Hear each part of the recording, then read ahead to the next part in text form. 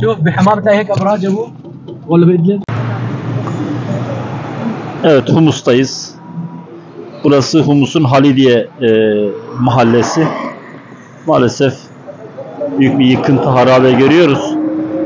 Zalim Esed kendi halkına karşı, kendi içinde yaşadığı topluma karşı nasıl bir ihanet içinde olduğunu, şehirleri bombalayarak, insanları katleterek gerçek kiniyetini aslında ortaya koymuştur. Anadolu'da bir söz var, hırsız içeriden olunca kapı kilit tutmazmış diye. Zalim diktatör yöneticiler içeriden olunca genelde İslam coğrafyasının hali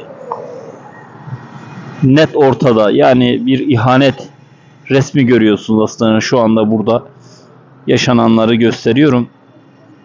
Burada muhtemelen binlerce insan hayatını kaybetti, katledildi. Böyle bir acı görüntü.